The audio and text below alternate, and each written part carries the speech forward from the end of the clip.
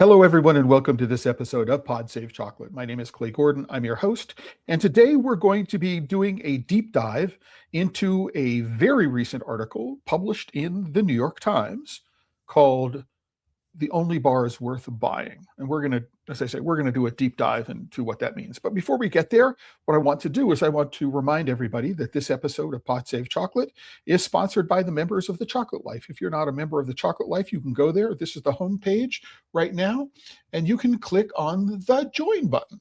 There is always a free membership tier, and if you have the resources to support the work that I'm doing here, for as little as $5 a month, you can join. You can support the work that I do here at the Chocolate Life and also at Pod Save Chocolate. I also want to point out that if you are a bean to bar chocolate maker and you're interested in tools which are going to help you manage your business as a chocolate maker, I am currently offering significant discounts on Atlas production software. So become a member and you can get up to a 50% discount and a perpetual discount, right? If you become a member of the Chocolate Life. I'll refer you over to the developer and you can take advantage of that offer. And as always, go into the comments. If you've got a question about anything that goes on during the episode, something you'd like to say, please go over into the comments and let me know what's going on. And with all that, let's go straight over to the post for today's episode. And this is the post for today's episode. I do a post like this on every episode of Pod Save Chocolate. You can go to thechocolatelife.com and you can go and look at all of these episodes. You'll provide, the episode includes links, right? You don't need the link, you're watching it now, right? But there's also all these background resources and a run of show. So what I want to do first is I want to go show the post on the New York Times. So here is the post on the New York Times, right, that appeared just a couple of days ago. And the headline of this post is "The Only Chocolate Bars Worth Buying." And you can imagine, oh my gosh, I just see this headline. It comes across my feed, and I'm kind of wondering, what are the only chocolate bars worth buying? Because I have my ideas about chocolate bars that are worth buying and chocolate bars that aren't worth buying. And I wondered how the New York Times came to their list, right? And when I saw the list of bars that they had chosen, I'm going, wait a second. I mean, you've got Cadbury's Dairy Milk Fruit and Nuts is one of the only chocolate bars worth buying, and there are only 12 bars. So immediately I had to go in and ask myself, okay, how was this list created? And that's what we're going to learn about during the course of this episode. Let me make it a little bigger. One of the things that I want to point out right away is all we learn about the methodology is at the top of the post. So we, the New York Times editorial staff, asked 43 culinary professionals. Well, fortunately, they do let us know who those culinary professionals are. They're way down here at the bottom, right? So we know who the culinary professionals are, and we have some idea of what they do. So, for example, Dominique Ansel is a pastry chef, not a pastry chef, he's the pastry chef and bakery owner, right? So Ligia Barros is the pastry chef, right? And this is just a little editorial point, if anybody for the New York Times happens to be watching. This is an alphabetical list, except for these two entries. So we go H, K, J, and then back to K. And so if you want to go, you might want to consider fixing this list because it's not correct. So they asked the 43 culinary professionals. We have this paragraph in which we can figure out the names because they're bolded. And then what we've got to do is we can say, okay, the professionals tell us about their favorite brands, right? Which is interesting because these are specific bars from specific brands, not specific brands, right? They're available in the United States. Their top nominations under $25 from least to most votes, right? So Cool. Let's go and take a look at more closely who they are. We find out that we have a bar from Amade, a bar from Compartes, which is in California, Fruition Chocolate Works, which is in New York, Hue, which is owned by Mondelez. Was kind of wondering what it's doing here. La Maison du Chocolat, right, is a French company. It's owned by Valrhona, for people who want to know. Soma, from Canada. Bean to bar maker. Fruition is a smaller bean to bar maker. Rocca in New York again. This is New York City and Brooklyn and Red Hook. Again, they a small maker making from beans. Cho, located in California. Cadbury, which is a UK company, right? But it's owned by Mondelez. And it's not clear if this bar was made in the United States or it was made somewhere else. This particular image was taken by a New York Times staffer, but we don't know if this was the exact bar that the people who were nominating the bars were nominating. We have Dandelion Chocolate, right, in California, San Francisco, Tony's Chocolonely, Valrhona. I mentioned them before because Valrhona owns La Maison du Chocolat. This is the only company that has two of the top bars that are in here. And then we have the list here.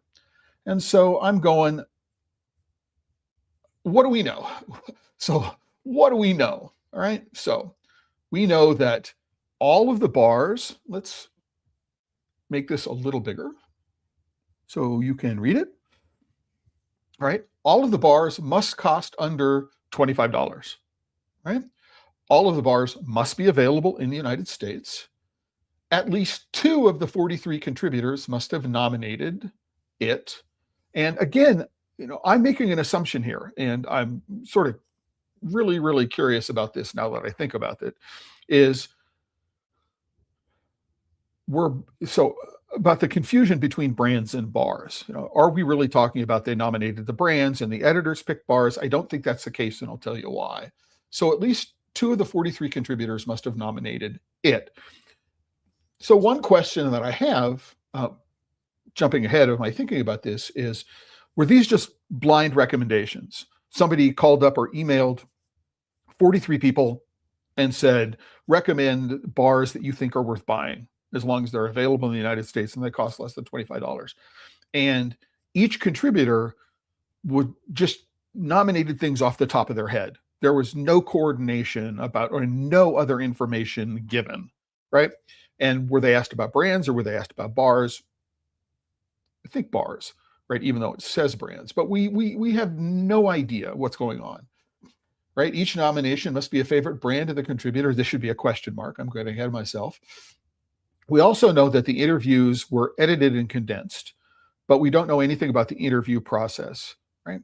And we'll get to that. And the assumption the contributors were not picking from a list, right? So whoever was conducting the interviews didn't say, here's a list of bars or here's a list of brands, pick from among them, right? So one of the things that you may or may not have been able to tell, right, is that this page on the New York Times website, and I'm going to have to look over here, has got a number of different presentation formats. So we have the headline, right? And then we have each one of the listings, and then we have the data which are in the list of contributors, the panelists. So when we're going and thinking about how we're going to go figure out what's going on here, what we need to do is we need to figure out how to get all the data off the page that is necessary.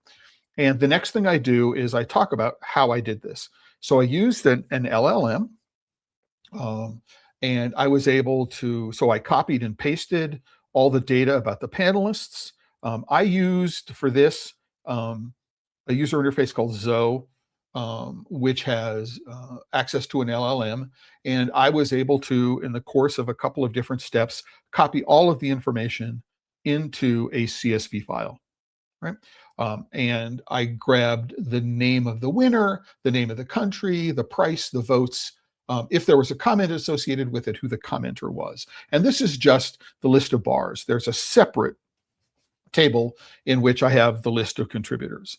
And once I got those, I was able to generate some analyses, right? So this is all about how I copied the data and how I got it from the sheet. Because if you don't have the data in a normalized and regularized, so every column means the same thing, and if there's a term used, it's used once. You don't have several slightly different versions of the same thing. So it was really, really important to be able to figure out, how do I do that? And then I say, what can I do from analyzing the data from the page? And it's really, really difficult to analyze the data that's on the page when all the data are in the page. So copying the data from the page, scraping the data from the page, and then using tools to be able to organize it are really important, right? And that was step number 2. Find the data. Step number 2 is organize the data. And so here is the list of contributors in alphabetical order. And we find that we have Dominique Ansel, as I said. But one of the things that's not on the list, you may notice, is we don't know who these people actually work for or where they're located. Right? And so even though in the contributor list, I didn't include all that information, I do have information. We know who the person works for. Dominique Ansel works for Dominique Ansel Bakery, but I know because I looked, right? I told my LLM to go look. It knows where that company is located, and I was able to find the URL, the website address for the business, right? And because I'm in the habit of just collecting interesting data, right? That I'm going to try to put it into one large database and figure it out at some point. So here's the contributor list. So we have Dominique Ansel, who's listed as a pastry chef and bakery owner, and Ligia Barros, so the executive pastry chef. This one turned out to be impossible for my LLM to figure out where she was. I assume it's a she, excuse me, where this person worked. And so what I had to do is I had to use a combination of going into a website called ChefDB, which is not very good for pastry chefs or people who are not hotline chefs.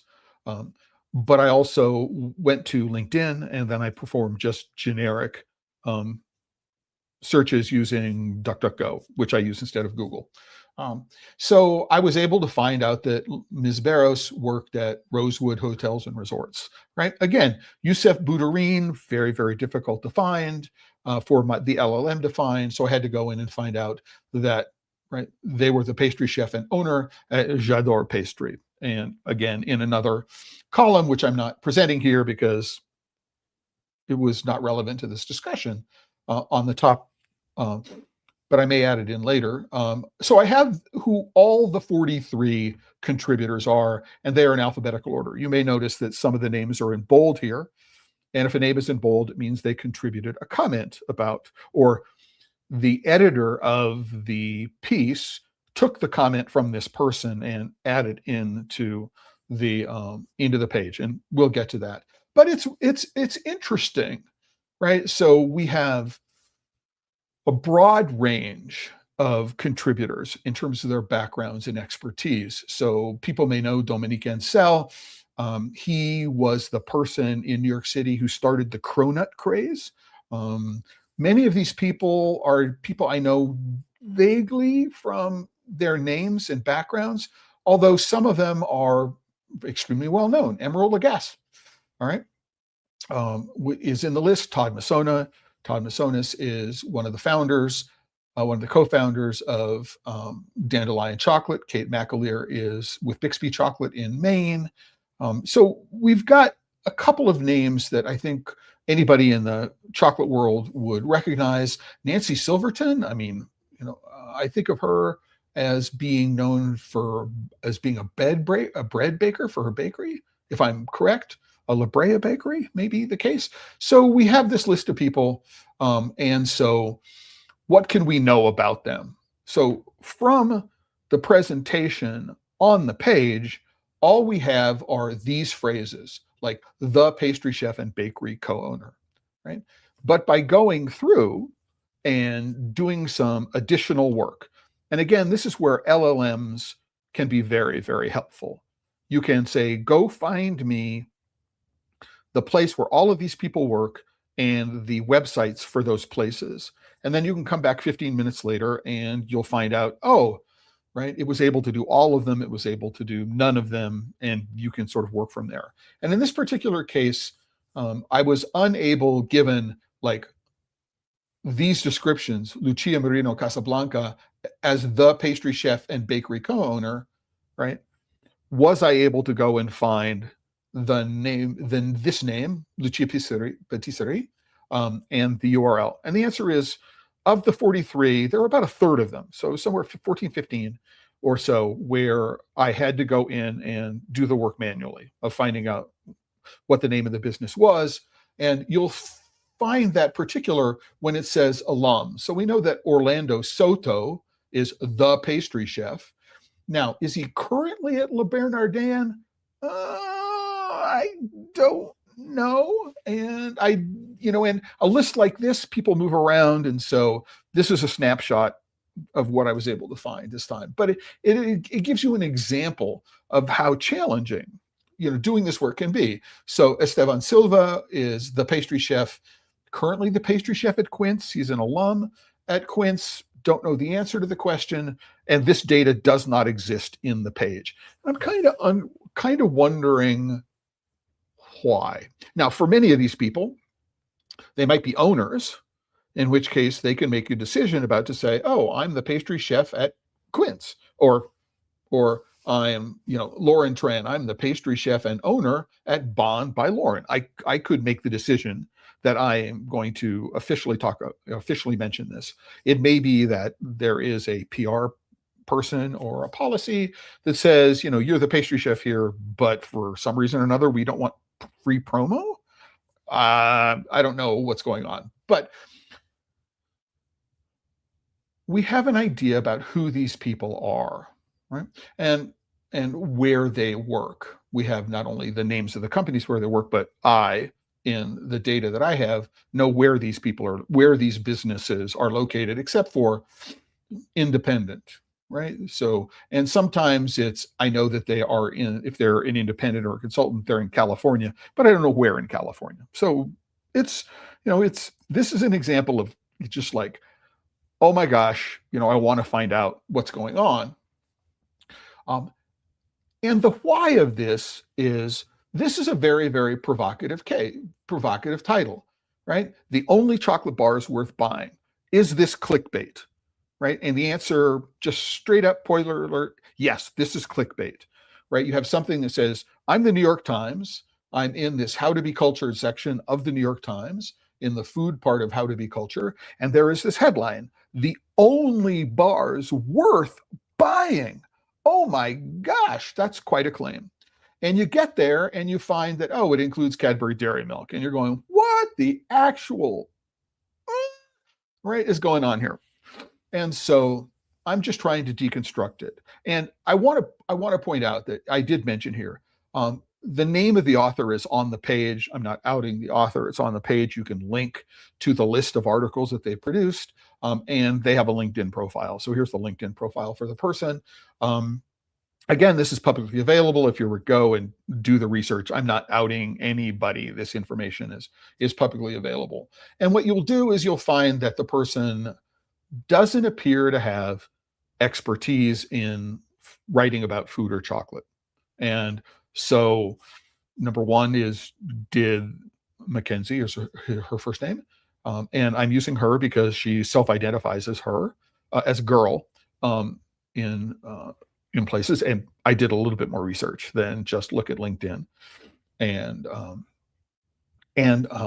so she doesn't appear to have a background in food. She doesn't appear to have a background in chocolate. And I'm just trying to figure out how that might have contributed to the survey methodology, how the survey got put together, how the interviews were done, what questions were asked, right, and all these other things. So and it is a huge challenge that I find when I examine these kinds of listicles and these kinds of articles, is that the New York Times was at one time known as the paper of record. right? And it did in-depth research, and you could count on the factual accuracy of what they were talking about. This is very much an opinion piece. So, and we're talking about food.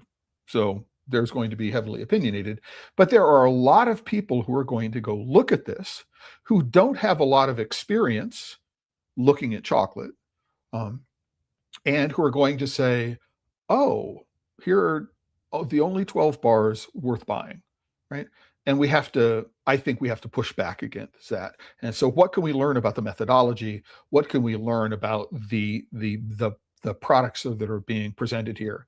And and it's also important to know that if you go and look at this, there are no Amazon affiliate links associated with any of these bars. So you're not being asked to go buy these things, and the New York Times will be enriched by doing them. But I think it's important to understand who's doing this. I mean, if somebody were to ask me to put together a list of the 12 brands worth buying, I would be hard pressed to pick 12, right? But 12 bars worth buying, that's insane. So what the editors did is they said, we're going to crowdsource this. We're going to go ask a bunch of people. 43. Were they the only 43 who were asked, or were there 50 asked and they only got responses by the deadline from 43 of them? Don't know the answer to the question, right? It's not explained anywhere in this. So we don't know exactly what's going on here. And we have to, if we want to take lists like this seriously, we need to understand how they're actually constructed. And then we need to understand that there are going to people who are going to look at this, and they're also going to go look right at the names that are here, right? Right. And they're going to go, oh, Emerald, I know him from television, and maybe I know Dominique, but there are a lot of people, and oh, there are pastry chefs and teachers and restaurateurs, and right, it appears to be legit. It appears to be legit on the surface. They asked a lot of people to figure out what's going on, right? And for me, that's why this is important, right? It's important to understand how the list was constructed and push back on it, right? To say, when people ask you, hey, Clay, what do you think about this New York Times article? And there are posts on Facebook, and there are posts on LinkedIn and all sorts of other places. And it's an embarrassment for the New York Times. I mean, just for a bunch of reasons to figure it out. But let's go down here, right? What can we learn about the contributors? And the first thing that we can learn is that 19 of the 43 are in New York. And I don't have the breakdown specifically, but I think it's it may be New York City, but it's certainly the New York metro area. I believe all of them are in New York City. So 19 of them are from New York City. And what might we learn from them? We might say, there might be a preference towards picking brands, right, and bars that are from New York. We have only 4 that are outside the US, right? Representing 9 point what? And of course, the numbers don't add up, and they're rounded up and down. So, right. And this may be out of 44 because I may not have been careful about saying don't count the column name. So maybe these are percentages out of 44 rather than out of 43. So I would need to go in and redo them. But of these, 3 are from the UK, 2 of them from London, and 1 of them is from Hong Kong. And I'm going, UK, I wonder if that has something to do with why Cadbury Fruit Nut Dairy Milk Fruit Nut is in here. That might make sense to me, right? Right. We have 2 chocolate makers. So Kate McAleer of Bixby and Todd Masonis of Dandelion. But wait, Dandelion was one of the bars that was in the list. So was a chocolate maker able to recommend their own bar? So was it I mean, and the answer is nobody knows because they're not talking. So maybe one of the two votes that Dandelion got was from the owner of the brand. We don't know. It would make sense if Dandelion, but we don't know, right? There was one chocolatier on the list. So of the 43 people, only 3 of them, right, had in-depth daily working knowledge of chocolate. Now you might argue that a pastry chef, 17 of them, so all right, 17 pastry chefs out of the 43. And by the way, I did this uniquely. Originally, I had pastry chefs, bakers, and bakery owners, and I pulled them apart, right? Because I wanted to say a pastry chef is more likely to have, a pastry chef is more likely to have a, more experience working with chocolate and chocolate brands and chocolate bars than necessarily a bakery owner or baker. And that's certainly true. Pastry chefs or chefs who are not pastry. And so if we look at this, what I can do is I can go find me, give me a count of every single row. I want a row count for everything in the description column that includes the word chef, but not pastry. I can tell the LLM to looking at the table to go do that and then calculate out of the total. So that's how I was able to get pastry chefs and then chefs not pastry out of the entire list, right? And so there are 12 chefs who are not pastry chefs. And just because you're a hotline chef, does that mean you know anything about chocolate? I don't know the answer to the question. So where am I a chef but not a pastry chef? Matthew Ryle at Maison Francois. It's French. Maybe he knows about chocolate. Chef and bakery owner, Lise. So this is a pastry chef. This is where the data gets really, really, really, really fuzzy and really, really hard to parse, right? Emerald. What does Emerald have to do with this? Apart from the fact that he's a personality, I don't know what Emerald knows about chocolate. I would really like to know what recommendations Emerald made, right? Which is just insane. I would like to know what he suggested. So we look at this and we go, we have some authors. I didn't get educator teachers in here. We got restaurateurs. What would a restaurateur, so an owner of multiple restaurants, know about chocolate? Don't know the answer to the question. And note that a pastry chef may know a brand. The pastry chef may know, I know about Valrhona, for example, because we're using Valrhona in the chocolate in our pastries.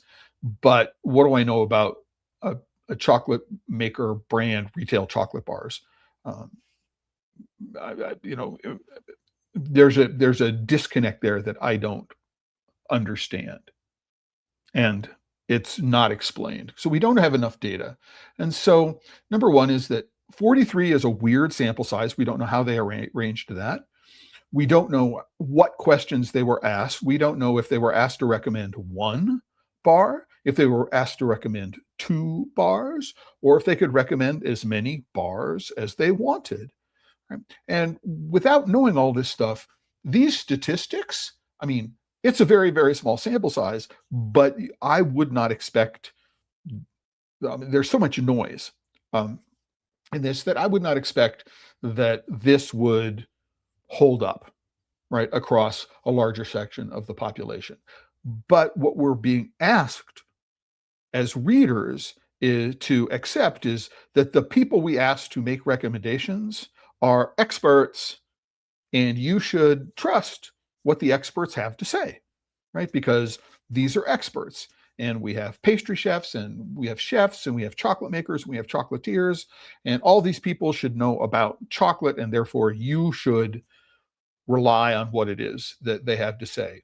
And this is part of a larger trend that I've been talking about, which I think is really bad, which is what you do is you surrender your own confidence in your sense of taste to the crowd. So for example, you could go to a restaurant which is got a 5-star on a restaurant review site around a particular dish, right? And you go to the restaurant and you have this particular dish and you're underwhelmed. Right?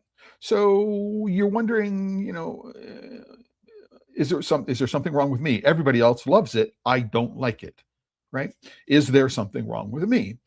And you begin to, if you do this often enough, it sets up this contradiction in your mind. It's like, is there something wrong with me, right? Whereas it's really about, well, you went to this place once, maybe you went to the place once, and maybe the kitchen was having an off night. Maybe the chef wasn't there and the chef de cuisine was standing in for them. There are lots of reasons why you could go to some place, right? Especially if it's not at the Michelin starred level, right? And have an experience which was not all that great, right? And it's not about you, right? There's something else that happened in the course of the meal and the preparation of the meal. Or it could be you just didn't like it, right? And you're sort of wondering what's going on. And this is, I think, the largest danger about a list like the one the New York Times produced, right? Is that people will go, oh my gosh, right? This is what all these great people think. I need to elevate these bars to the top level of consideration. And I think that's very, very dangerous to do. So what can we learn about the chocolate appreciation level of the contributors from the following list? And the answer to the question is, what we learn is that these people may not know much about chocolate when it comes to it. And that is sort of, not sort of, but that follows my experience. So many, many years ago, I wrote a newsletter for Chocolatier magazine. And when I say many years ago, this is in the early 2000s, so over 20 years ago. I wrote a newsletter for Chocolatier magazine. And one of the columns that I wrote was asking chocolatiers, one of them, a friend of mine, who was the executive pastry chef at a Michelin starred restaurant in New York City. I said, hey, when you're not eating the chocolate in your restaurant, what do you eat? And this is a French-born chef who said Snickers.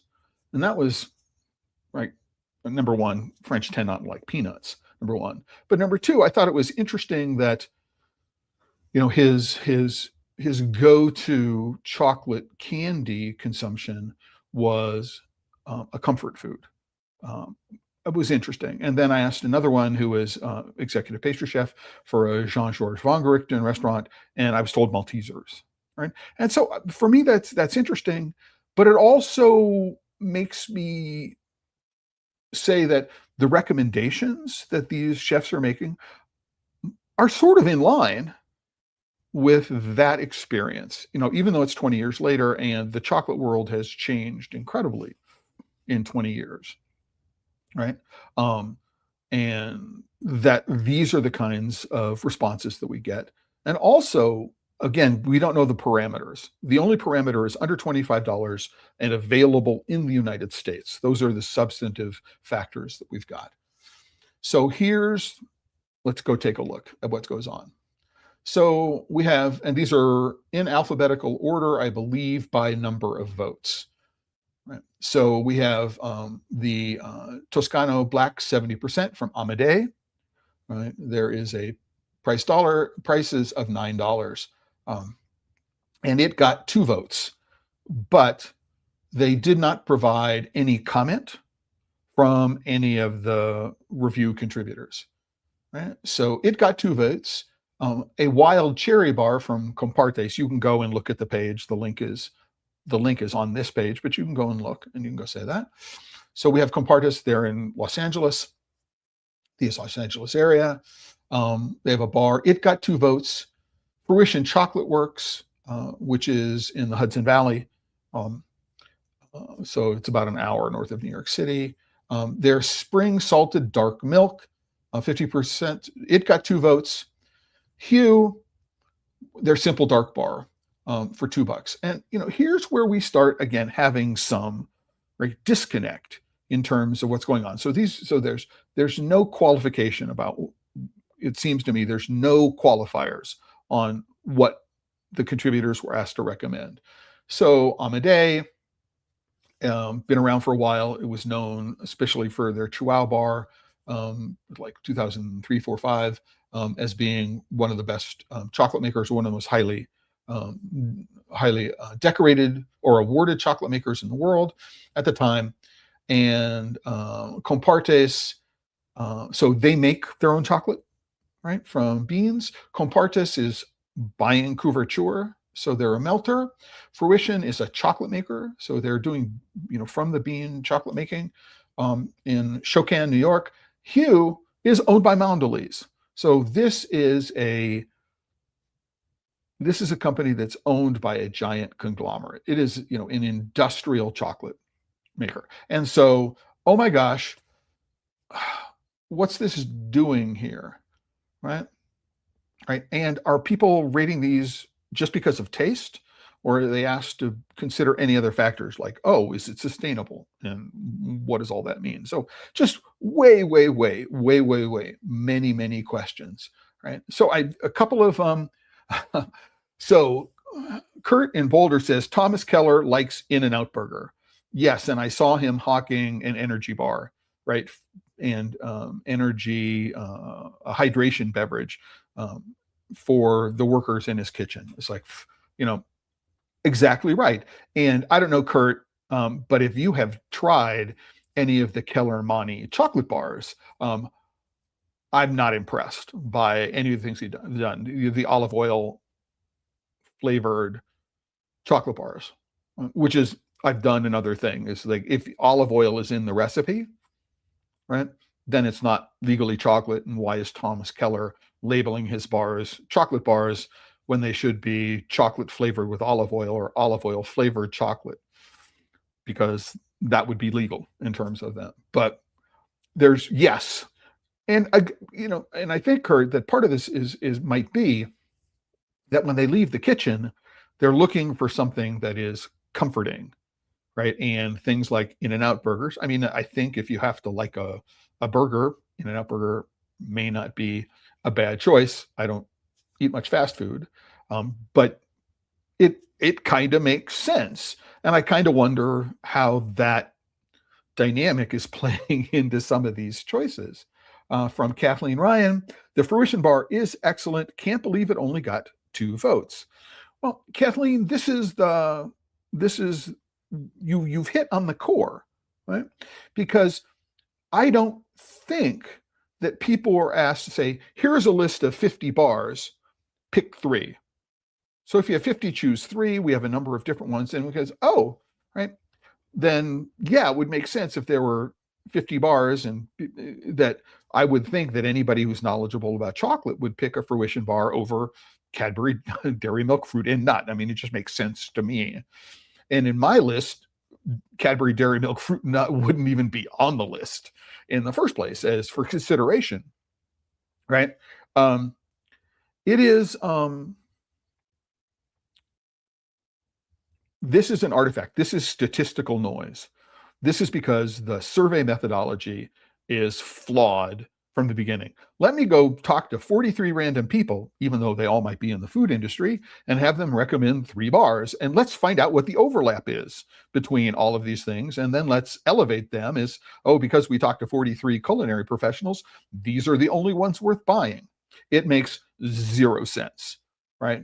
And the New York Times, should be spanked for doing this. I mean, it is clickbait, and it doesn't arise to the level of serious consideration. However, I'm giving it serious consideration because I want to push back on bad methodology and bad writing, because there are a lot better bars in the world. There are certainly far more bars worth buying. I just got done judging the Kraft Chocolate Challenge, and we had like over half of the makers were in the United States. And of those, I mean, I could populate this entire list of bars worth buying, right? Because they're interesting. They're available in the United States. I mean, even if the company is located in Canada or located someplace else, I mean, they're available in the United States. I can't believe it only got 2 votes. Not really, because yes, the methodology for the article makes no sense. Absolutely right. The methodology makes 0 sense. There is so much noise in the sample that we shouldn't take any of what it is that we're looking at seriously. Kurt says, tried all the Kellermanis with sales. It's an oddly placed bar line. So, Kurt, I'm kind of interested in what you mean by oddly placed. The original chocolate maker, I think she may have been the original Chi Bui, is graduated to other things. I don't think Keller knows much about chocolate. I think that somebody come to him and said, let's put our name on a chocolate bar line. I'm going to give you money, right, to put your name on a chocolate bar line, and let's go do something. I've got olive oil. You're a restaurateur, right? And we're just going to rely on the fact that, you own French Laundry and you own Per Se, and people are going to go, well, if Tom and Keller endorses it, it must be good, right? And which is, I don't think we'd agree. I certainly don't. The bars that I tried were not edible, right? When I tried them. So let's go back. So after Hugh Mondelez, I mean, I can go into, and I just don't want to talk about, it's like the whole paleo claim. It's like, give me a break. All right. So following that, we have La Maison de Chocolat, their bar, which is called Saint Honoré, which is, 2 different types of chocolate, layered, milk, and caramelized, finished with crunchy pecan. This was from Heloise Fischbach. Let's go search for her. She is a chef. We don't know if what her background is as a pastry chef or what she knows about chocolate, at a place called Écriture. And if you wanted to, you could go look up Écriture, go take a look at their dessert menu, and figure out what's going on. Right. So Bronwyn Wyatt,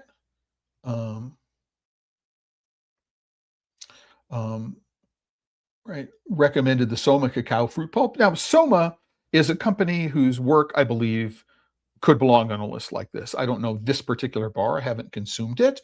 But there's not this is a description of the brand. So they have the most clever flavors, like ginger milk pudding and cacao fruit pulp. Well, they have clever flavors. I don't know that they're the most clever flavors, but they do have clever flavors. But, hey, what can we learn about Bronwyn? And Bronwyn is a baker, and she's an alum of Bayou Sen Cake. So I don't know necessarily. So I don't know exactly what that means when it comes. So I don't know how to interpret this, because Bronwyn is talking about the brand. She's not talking about this particular bar. So Kurt asked a question.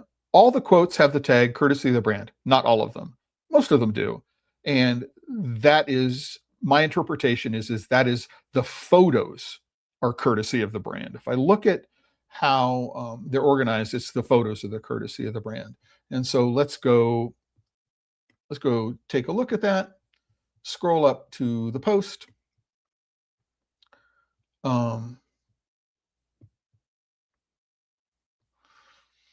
And so we look at Amade, courtesy of the brand. So I think they went to the website and grabbed the picture. Compartes, courtesy of the brand. They went to the website, took the picture. But if we go down to the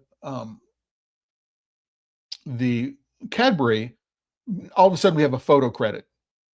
Hiroko Maisuke, the New York Times. And it's in the same font as the courtesy of the brand.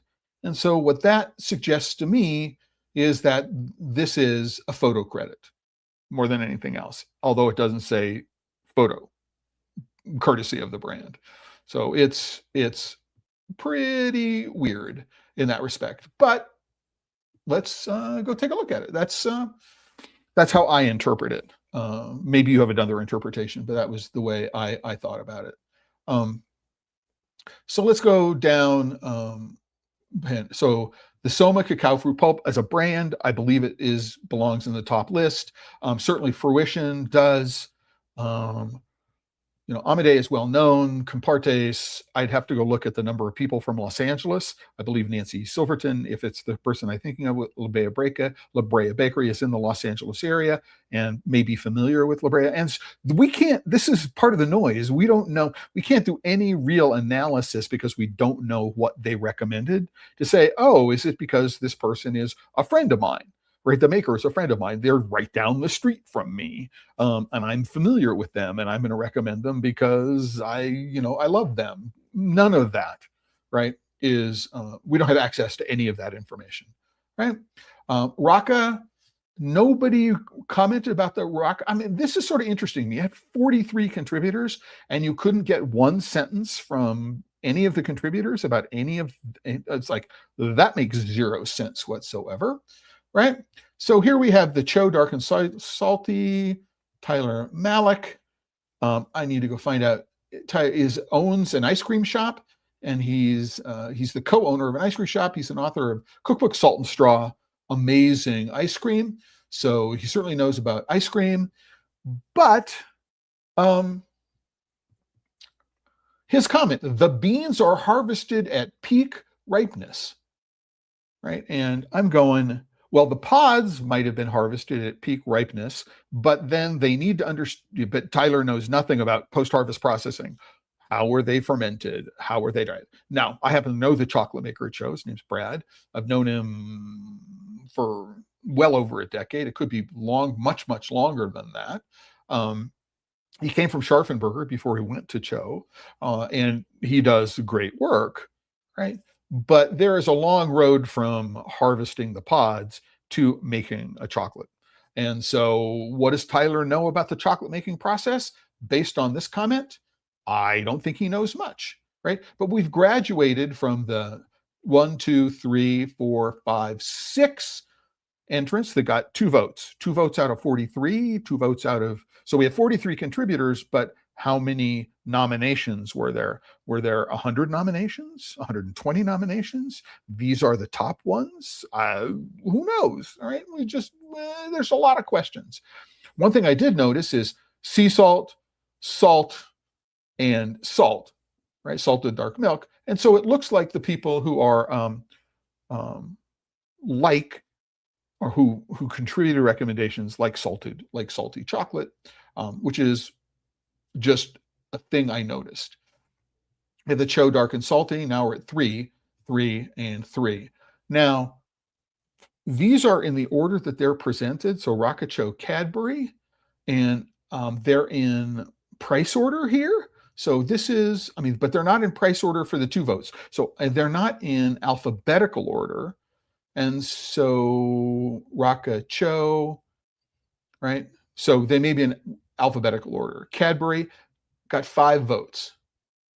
5 votes, right? Of the 12 bars that are here, Cadbury Dairy Milk Fruit and Nut received 5 votes, right? And Claire Patak. So let's go figure out where Claire is from. She's a baker and author at a place called Violet Cakes. I don't know anything about Violet's Cakes, but and is Claire Patak she's in the United States. She's not in the UK. But I'm kind of wondering how many of these other 5 votes came from somebody in the UK. I don't know the answer to that question. So I just got lots and lots and lots of questions.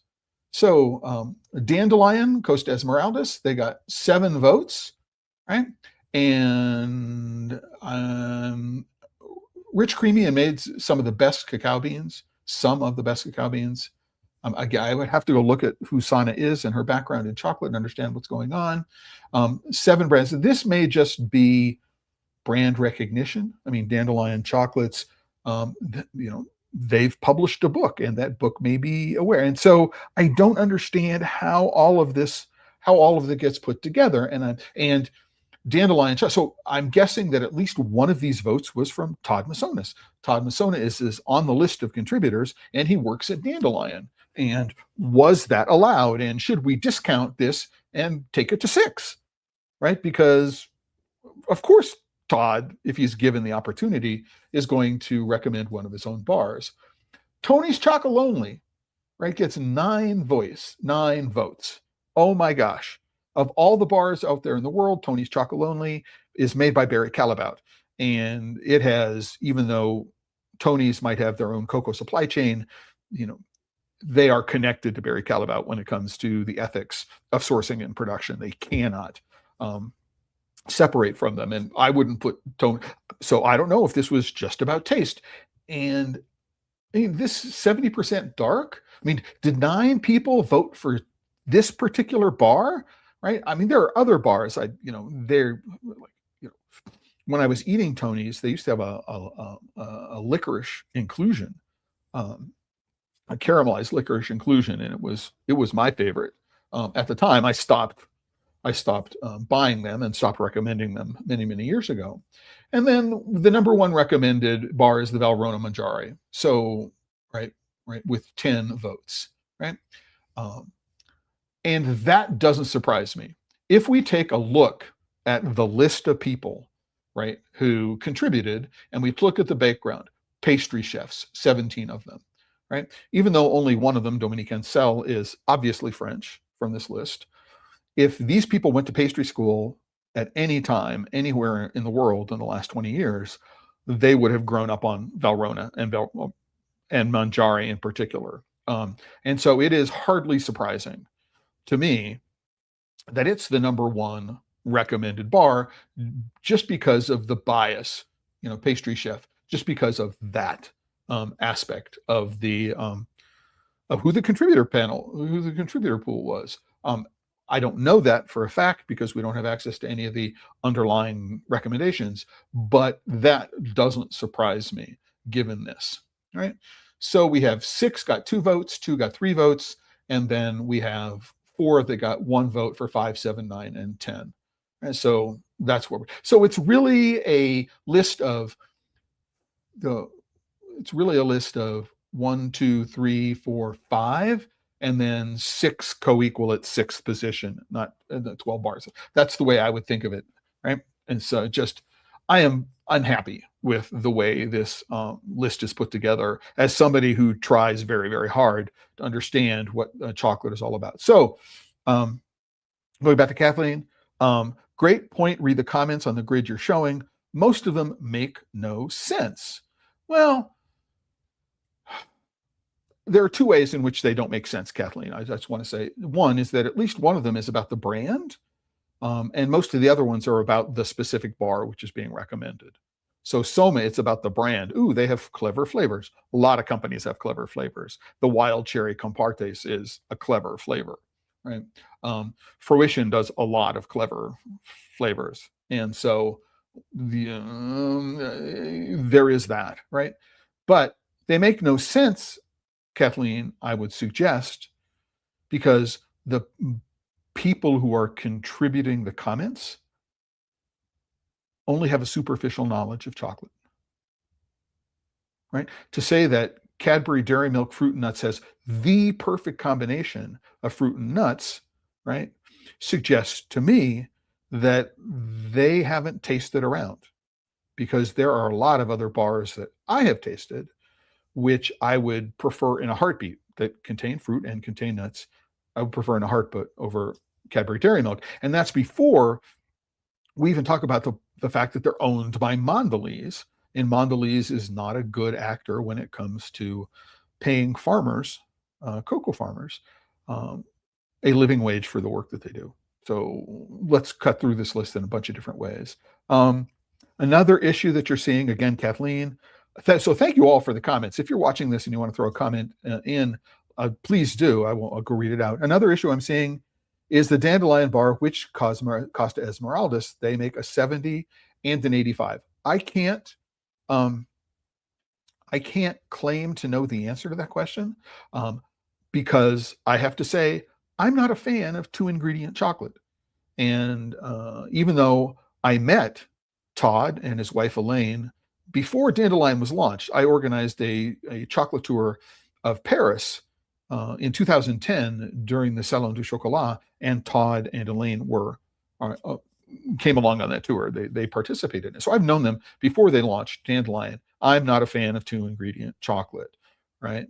Because I want something which my introduction to chocolate was Bona, which is typical French, lots of added cocoa butter. And so that's my background. While I can appreciate it, right, it doesn't fall very high up on the list of bars I'm going to recommend or brands I'm going to recommend. And I just put that out there as a bias. I'm not a huge fan. But if we were to go and look at this, you've just pointed out something that I didn't pick up when I ran through this. Let me go and collapse this. Dandelion, the 2022 harvest. So this is a picture which is courtesy of the brand. So some assistant, it may have been the editor, Mackenzie, who did this, went to the website and wasn't paying attention and just grabbed the bar. And you're absolutely right. There is nothing on the bar on the front which gives a cocoa percentage, right? Whereas they do say that Eric contributed to the tasting notes, which is pretty interesting. I don't know why I should care about who Eric is, right?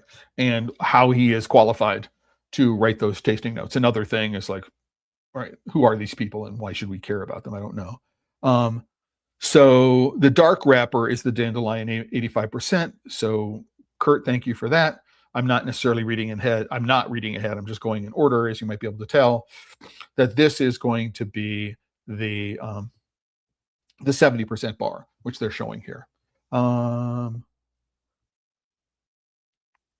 So I can see 85% in the picture, but I don't think the article says which one was recommended. It may say 85% in the picture. Again, I wasn't reading it that closely, but again, yes, when they talk about the bar, okay, so Kurt is saying the 85% is the bar that's being pictured, but they don't indicate. So thanks for everybody contributing to each other in the comments. I like the interaction that's going on there.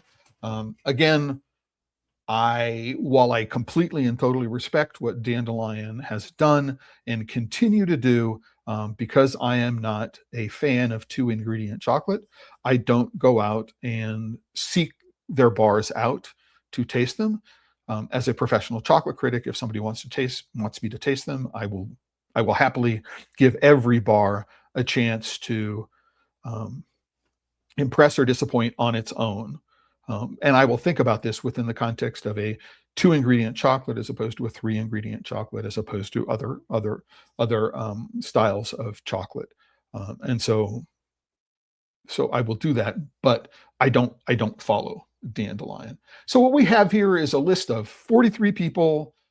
We don't know what their background is in chocolate. We don't know why these people were chosen. We don't know anything about the selection process. We know a little bit about their distribution, so where they're located and what their professions are. But on a list of the only 12 chocolate bars, not couverture, but the only 12 bars or brands, again, some confusion, is that we only have 3 people, so 2 chocolate makers and 1 chocolatier, who make chocolate something they do every day. We have a bunch of pastry chefs, right?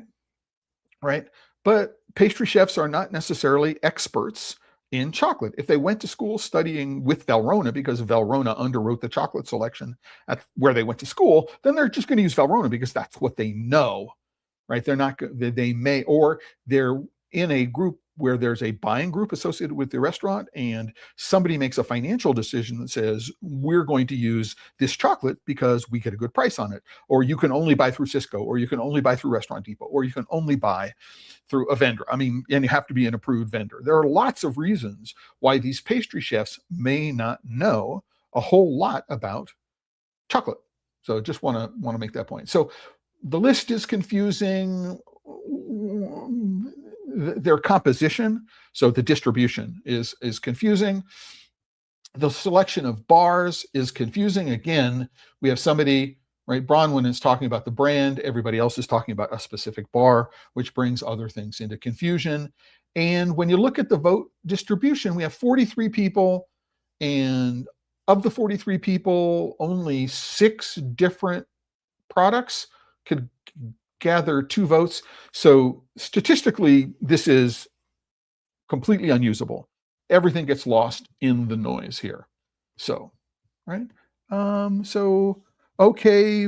Oh, so Kathleen, oh, wait, but I don't think we know the bar in the picture is the one they tasted. Absolutely, we do not. There's no guarantee because it doesn't say percentage. If there are 2 bars from the same, using the same beans, right, and they're of different percentages, there's nothing here that would let us know that that's what was gone. And in one case, 56%, right? 70%. They did give percentages in some particular cases, but we don't know which one this is here, right? So again, we don't have enough information. 70% dark. Manjari is 64%, I believe. But that's not, I mean, so we can make that assumption by looking at the picture, but we don't actually know that that's what people were in fact eating. All right, so let's not final, but another. True, given the rest of the errors, she could have downloaded the wrong picture. She may not have been aware that it was important, right? Because she is not a subject matter expertise in chocolate and cocoa. So, number one, right, in conclusions, why did I spend time examining the post? Because I looked at the bars that were recommended as the only bars worth buying. These are the 12 only chocolate bars that are available in the United States, right, that are worth buying, right? So Amano isn't there, Eskenazi isn't there. I mean, pick, right, the hundreds and hundreds of chocolate makers that are in the United States, and why these bars. And the answer to the question is that the pastry chefs and restaurateurs and cookbook authors and ice cream shop owners had never heard of them before or had never tasted them before. So is this a representative sample? The answer is absolutely no, right? And why am I doing this? Because I wanted to point out that the methodology is worthless and the recommendations, right, do not make any sense whatsoever. Number 2, what was the quality of the data on the page? Well, right, I needed to go through and write several different scripts, one of which is specifically a web scraper script, which has an argument of LLM extract. So I'm using the large language model to go look at the underlying page and say, oh, this is a paragraph, this is an H3, this is an H2, this is an H1, and I can go get some understanding of the structure of the page by using some of the semantics of HTML coding in order to be able to say, oh, bang, bang, bang, bang. But I'm also going in and saying, in the Amade, in the first entrance, Amade is the name of a company, Italy is the name of a country, grab this information. And so once I give the LLM that information and I focus it just on that task, right, it's able to perform the task, right, reasonably well. But there are errors in the data on the page. There are errors in the data, one of which is, two of the contributors in a list which is supposed to be alphabetically oriented, or alphabetically ordered, they're not. They're out of alphabetical order. I mean, it seems crazy to nitpick on that, but when I find those kinds of things, I wonder, what else? And then the LLM came back to me and it did an extraction and it gave me results that were inconsistent. And what that told me is that the underlying structure of the page had some questions, right? So what was the point of the exercise on the part of the New York Times, right? What does this tell you about the editorial process, editorial intent and process?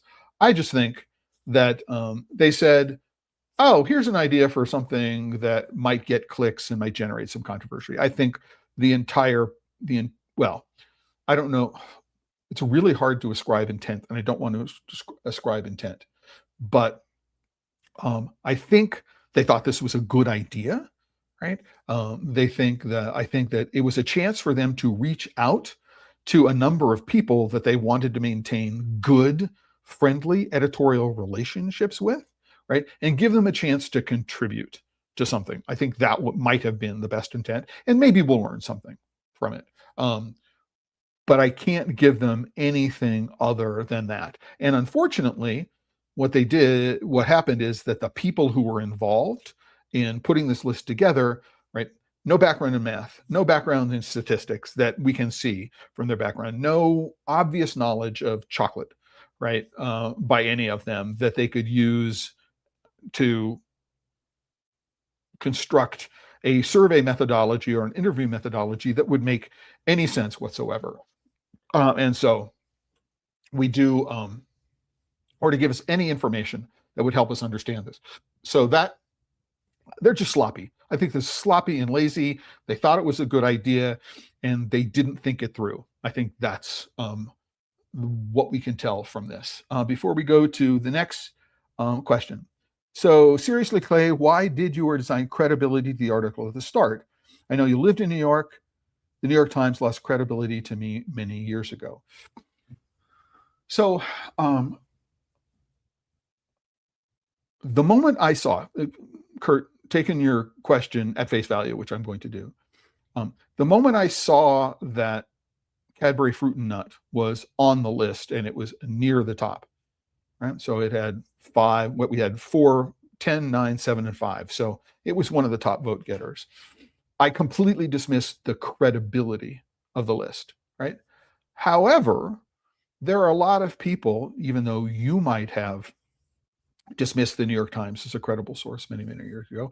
And I haven't lived in the New York City area or subscribed to, I mean, I was really only a regular reader of the Sunday magazine and the Sunday for the magazines and the Wednesday for the food section. That a lot of people are going to look at this, people who are not knowledgeable about chocolate, who are going to look at this and they're going to take something from it. And so it wasn't that I was assigning credibility to it. And Lauren Adler from Seattle, many people will know, she pushed back against this. A number of people have pushed back against this. And I'm pushing back against this to tell everybody, nobody should take this list seriously. There's nothing, zero, absolutely nothing credible about this list. There's absolutely nothing we should take from this list as being usable and useful information, except to let us know that the editorial team at the New York Times, who was responsible for this particular listicle, was completely out of their depth. They had no idea what they were doing. And that's the takeaway. Right? Is the headline clickbait? The answer is absolutely yes. Are these 12 bars the only ones that are actually worth buying? The answer is absolutely no. I mean, there are bars which are in the bottom 6, which I personally would make sure were well above Cadbury Fruit and Nut. I mean, would I put Valrhona Mangiare as the number 1 on the list? The answer is absolutely not. Is it a bar worth buying in certain contexts? Absolutely right. Right. But is it the best of the only 12 bars in the world that are worth buying? Not in my opinion. And I think I've got a little more expertise about critiquing chocolate than anybody who's in the editorial team and most of the people who were on the panel. And then on a meta level, are they not throwing a grandstand title out there for attention? Absolutely. I mean, Kurt, I say it, absolutely. Is the headline clickbait? The answer is absolutely yes.